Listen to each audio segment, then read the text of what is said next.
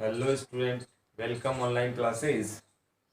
आज हम राजनीति विज्ञान कक्षा 12 समानता के प्रकार पढ़ रहे हैं। इसका एक भाग हमने पहले पढ़ लिया था।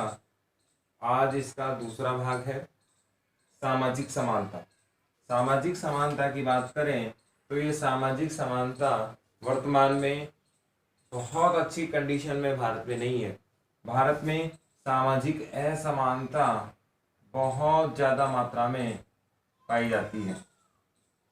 इसमें वर्ण व्यवस्था के आधार पर, जाति व्यवस्था के आधार पर, क्षेत्र के आधार पर, भाषा के आधार पर सभी जगह भेदभाव पाया जाता है।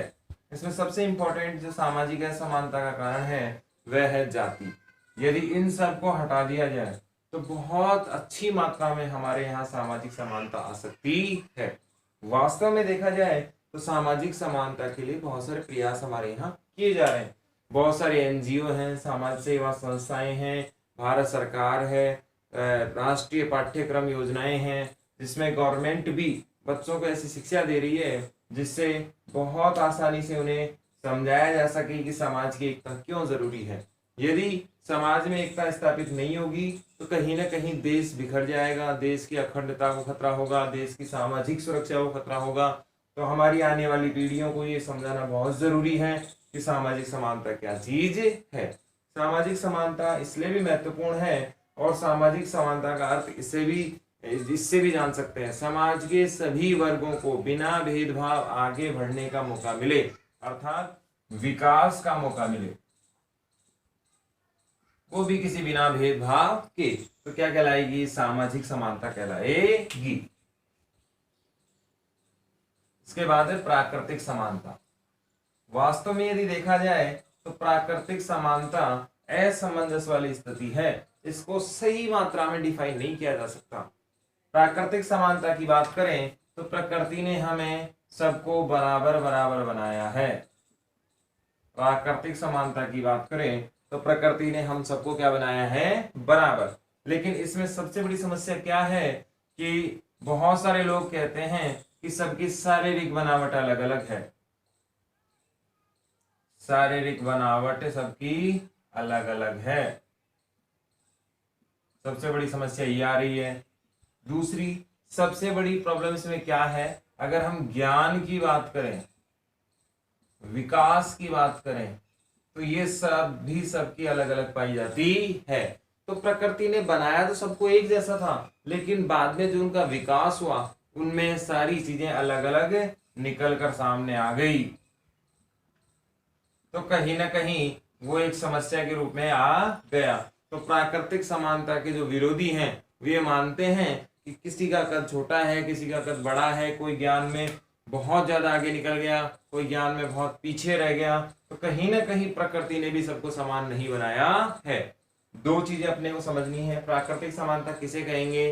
प्रकृति ने सभी को समान रूप से बनाया है, समान संरचना सबकी है, समान विकास सबका हुआ है, ये कहलाती प्राकृतिक समानता।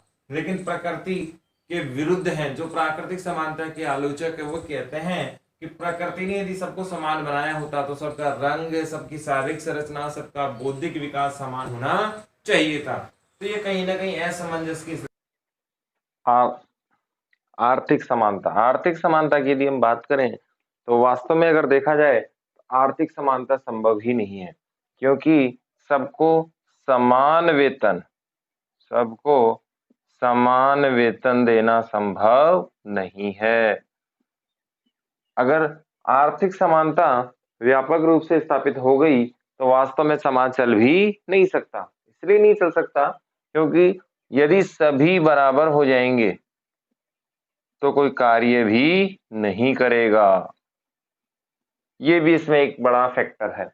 आर्थिक समानता का शाब्दिक अगर अपन देखें तो आर्थिक समानता का शाब्दिक अर्थ है समान कार्य के लिए समान वेतन। समान कार्य के लिए समान वेतन आर्थिक समानता कहलाती है। इसके लिए बहुत सारे प्रयास किए जा रहे हैं कि आर्थिक समानता व्याप्त हो। इसमें सबसे बड़ा फैक्टर है न्यूनतम मजदूरी। न्यूनतम मजदूरी,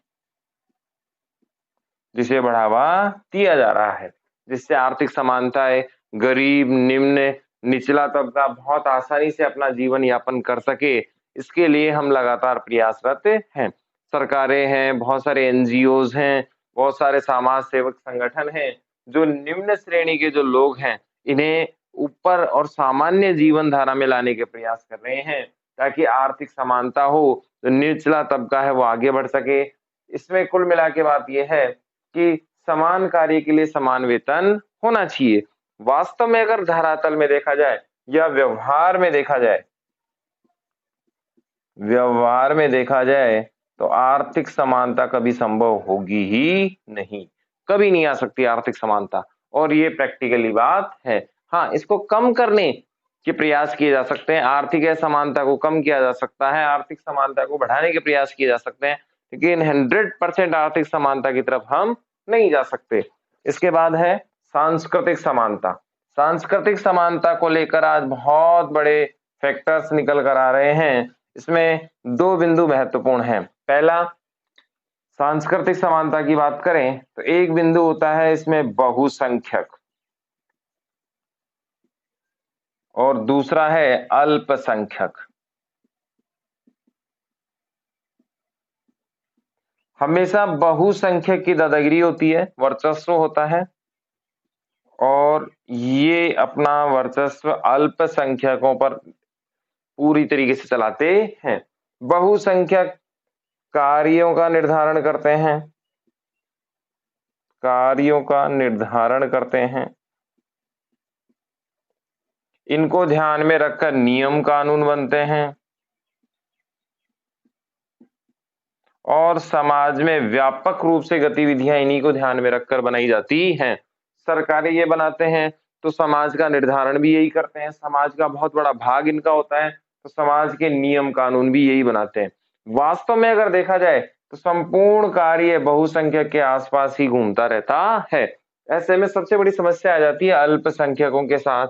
ये चाहकर भी अपनी संस्कृति का बखान नहीं कर सकते, चाहकर भी अपनी संस्कृति की गतिविधियों को नहीं अपना सकते, चाहकर भी ऐसी कोई कार्य नहीं कर सकते जिससे ये अपनी आसानी से जीवन यापन संभव हो सके।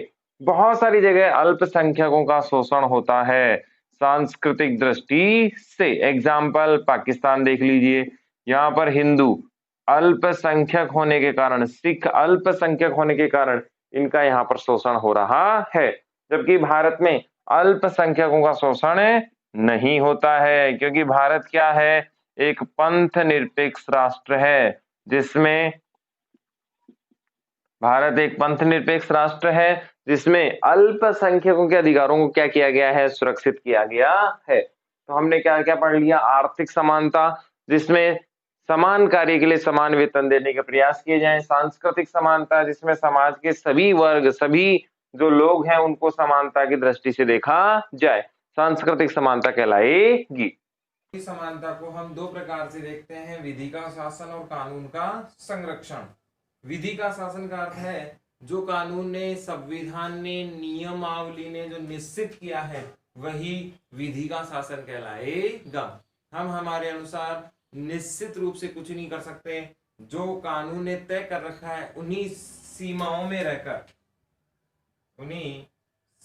में रहकर हमें कार्य करना होगा, यही विधि का शासन है। और ये सभी के लिए कैसा होता है, समान रूप से लागू होता है। कानून का संरक्षण, हमें कानून को, हमने अपनी स्वतंत्रता प्रदान की है तो कानून हमें सुरक्षा प्रदान करता है। जैसे हमने अपनी स्वतंत्रता कानून को प्रदान की है, हमने हमारी स्वतंत्रता कानून को प्रदान की है, तो कानून हमें सुरक्षा प्रदान करता है और ये सभी को समान रूप से प्रदान करता है, इसलिए कानून की सुरक्षा हमें प्राप्त होती है। लेकिन हम हमारी स्वतंत्रता किसे प्रदान करते हैं, कानून को, तो कानून हमें क्या देता है, सुरक्षा देता है। कहीं ना कहीं हमें कानून के दायरे में रहकर जीवन यापन करना होता है, कानून के विरुद्ध या कानून की सीमा के बाहर कोई भी जा नहीं सकता। इसके बाद है अवसरों की समानता। अवसरों की समानता आर्टिकल 16 में उल्लेखित है। और ये हम पहले भी पढ़ चुके हैं। आर्टिकल 16 कहता है कि भारत में प्रत्येक व्यक्ति को अवसरों की समानता प्रदान होगी, यानी कि समान अवसर सबको आगे बढ़ने के मिलेंगे। यही कहलाती है अवसरों की समानता, बिना किसी भेदभाव के अवसरों की समानता कहलाती है। शिक्षा की समानता, शिक्षा की समानता की यदि हम बात करें तो बिना किसी भेदभाव के शिक्षा दिए जाने का प्रावधान होगा। शिक्षा अनिवार्य अधिकार के रूप में जोड़ दिया गया है 21A में, और इसमें 6 से 14 वर्ष के बच्चों को अनिवार्य और निःशुल्क शिक्षा दी जाएगी। अनिवार्य व निःशुल्क शिक्षा दी जाएगी 6 से 14 वर्ष के बच्चों को, राइट टू एजुकेशन के तहत। और ये जो नियम है वो लागू हुआ 1 अप्रैल 2010 को। भारत में शिक्षा का अधिकार प्राप्त है। प्रत्येक बच्चे का ये अधिकार होगा कि वह 6 से 14 वर्ष की अगर आयु का है तो उसे निःशुल्क अनिवार्य शिक्षा प्राप्त करने का हक उसे प्राप्त हो गया है। और इस अधिकार की गारंटी कौन देगी? भारत सरकार दे रही है। इसमें एक मूल कर्तव्य भी जुड़ा हुआ है, वो है पेरेंट्स का, अभिभावकों का। अभिभावकों का कि 6 से 14 वर्ष के बच्चों को अभिभावक शिक्षा दिलाने के लिए बाध्य होंगे, लेकिन ये कर्तव्य है, करना अनिवार्य नहीं है, लेकिन उनको करना होता है।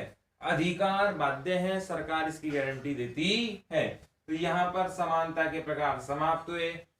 2 हम पहले पढ़ चुके थे, फिर सामाजिक समानता, प्राकृतिक समानता, आर्थिक समानता, सांस्कृतिक समानता, कानूनी अवसरों की और शिक्षा की समानता। यहाँ समानता के प्रकार हो गए समाप्त। समानता व स्वतंत्रता एक दूसरे की विरोधी अवधारणा। इसमें समानता और स्वतंत्रता को लेकर 2 विचार हैं। पहले विचार विरोधी वाले हैं कि समानता और स्वतंत्रता में आपस में कोई मेल नहीं है, ये एक दूसरे की पूरक नहीं, जबकि क्या है? विरोधी।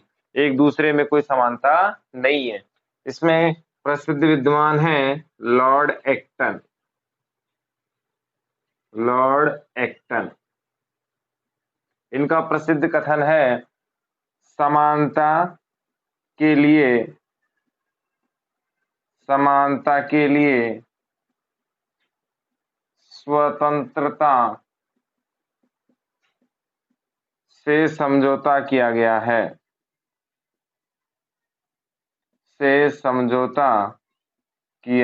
है। अर्थात समानता को लाने के लिए स्वतंत्रता में क्या कर दी गई है? कमी कर दी गई है। सभी को बराबर बनाने का प्रयास किया गया है, इसीलिए लगातार स्वतंत्रता में गिरावट आ रही है। ये प्रसिद्ध कथन है लॉर्ड एक्टन का। बहुत सारे विद्वान का मानना है कि हमारे समाज में आज सबसे ज्यादा जोर दिया जा रहा है वो है समानता पर। ऐसे में समानता आसानी से लाई नहीं जा सकती, क्योंकि गोरे लोग हैं, काले लोग हैं, छोटे लोग हैं, बड़े लोग हैं, इनमें प्रकृति ने ही असमानता स्थापित कर रखी है। ऐसे लोगों में समानता लाना कहीं से भी सही चीज नहीं है। और फिर दूसरी चीज, समानता केवल अपने जगह आए तो ठीक, लेकिन स्वतंत्रता का बलिदान देकर अगर समानता आ रही है तो वो सही चीज नहीं है। लॉर्ड एक्टन ने कहा, समानता के लिए स्वतंत्रता से समझौता किया जा रहा है, समाज में समानता के लिए स्वतंत्रता को किनारे किया जा रहा है, जो सही चीज नहीं है। दूसरी बात, समानता के लिए असमान लोगों में समानता लाने के प्रयास किए जा रहे हैं। समाज में शारीरिक, मानसिक, बुद्धि में असमान लोग पाए जाते हैं, इनमें प्रकृति ने ही असमानता की, तो इनमें समानता करने का कोई औचित्य बनता ही नहीं है।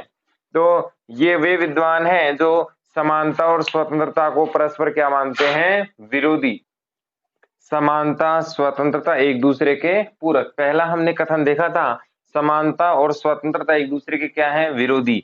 यहां हम देख रहे हैं समानता और स्वतंत्रता एक दूसरे के क्या है? पूरक। एक के बिना दूसरी संभव नहीं है। यहाँ पर प्रमुख विद्वान हैं रूसो, पोलार्ड, महात्मा गांधी आदि विद्वानों ने कहा है। रूसो कहते हैं कि स्वतंत्रता के बिना समानता जीवित नहीं रह सकती। स्वतंत्रता के बिना समानता नहीं हो सकती, या समानता के बिना स्वतंत्रता जीवित नहीं रह सकती। अर्थात स्वतंत्रता के बिना समानता संभव नहीं है और समानता के बिना स्वतंत्रता संभव नहीं है। ये प्रसिद्ध कथन किसका है? रूसो का है। पोलार्ड भी कहते हैं कि स्वतंत्रता के बिना समानता संभव नहीं है।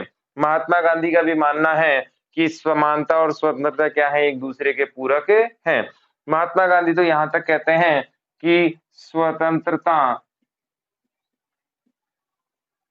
बंधनों के साथ होनी चाहिए, बंधनों के साथ ही होनी चाहिए, साथ ही होनी चाहिए, जिससे विकास संभव हो सके, विकास संभव हो सके। ये कथन है महात्मा गांधी का। तो बहुत सारे विद्वान समानता और स्वतंत्रता को एक दूसरे के पूरक मानते हैं। इनका मानना है कि समानता के बिना स्वतंत्रता संभव नहीं है। रूसो का प्रसिद्ध कथन है, स्वतंत्रता के बिना समानता नहीं आ सकती, समानता के बिना स्वतंत्रता नहीं आ सकती। इसलिए दोनों एक दूसरे के पूरक हैं, दोनों एक दूसरे के बिना अधूरे हैं। पोलार्ड भी इसी का समर्थन करते हैं, महात्मा गांधी भी इसी का समर्थन करते हैं। महात्मा गांधी ने स्वतंत्रता को बिल्कुल फ्रीली हैंड नहीं माना। इन्होंने कहा है स्वतंत्रता बंधन के साथ आनी चाहिए, नियम कानूनों के साथ आनी चाहिए, और समाज के और कानून के बंधनों के साथ ही आई हुई स्वतंत्रता विकास प्राप्त करवा सकती है, विकास को ला सकती है। यहाँ हमने दोनों कथन पर विचार कर लिया। स्वतंत्रता और समानता एक दूसरे के पूरक और एक दूसरे के विरोधी। अब हम इसका निष्कर्ष निकालते हैं और अपना चैप्टर यहाँ पर होता है समाप्त। वास्तव में देखा जाए तो ये एक दूसरे के बिना संभव नहीं है। वर्तमान में सबसे ज्यादा अगर जोर दिया जा रहा है तो वो समानता पर दिया जा रहा है, लेकिन विकास के लिए स्वतंत्रता भी बहुत जरूरी है। जैसे हम विकास की बात करेंगे तो आपको स्वतंत्रता को बढ़ावा देना बहुत ज्यादा जरूरी हो जाता है, क्योंकि बंधनों के साथ विकास संभव नहीं हो सकता। बहुत ज्यादा अगर विकास की बात करें तो उसके लिए स्वतंत्र होना बहुत ज्यादा जरूरी है। इसमें चाहे आर्थिक स्वतंत्रता हो, चाहे सामाजिक स्वतंत्रता हो, और इसमें सबसे ज्यादा इंपॉर्टेंट आज अगर बात हो रही है तो मानव अधिकार और अभिव्यक्ति की आजादी की बात हो रही है। तो स्वतंत्रता एक लाजमी है, मिलना बहुत जरूरी है समाज के लिए, और इसके बिना समाज का विकास संभव नहीं है। दूसरी ओर समाज की बात करें, समानता की बात करें, तो आज के जीवन में सबसे महत्वपूर्ण समानता भी है। क्यों? यदि समानता में कमी आती है और वर्ग विभाजन होता है, वर्ग विभाजन होता है, तो इससे क्रांति उत्पन्न होगी जो समाज के लिए बेहद हानिकारक है। कार्ल मार्क्स ने भी यही कहा था। कार्ल मार्क्स कहते हैं कि समाज में वर्गहीन व्यवस्था होनी चाहिए। समाज में एक उच्च वर्ग हो जाएगा, एक निम्न वर्ग हो जाएगा, और इन दोनों के बीच में जो विभाजन है वो बहुत ज्यादा अगर बढ़ गया तो ये शोषण सह नहीं पाएंगे और फिर क्रांति हो जाएगी। इसलिए समानता भी बेहद ज्यादा जरूरी है। समाज में दो वर्ग की बात करता है कार्ल मार्क्स और कहता है कि समाज में समानता आनी चाहिए और वर्गहीन समाज होना चाहिए। यदि समाज में बहुत ज्यादा अंतर आ गया उच्च और निम्न वर्ग में, तो कहीं ना कहीं निम्न वर्ग का असंतोष बहुत ज्यादा हो जाएगा और वो क्रांति में बदल जाएगा। यहाँ अपना समानता और स्वतंत्रता चैप्टर होता है समाप्त।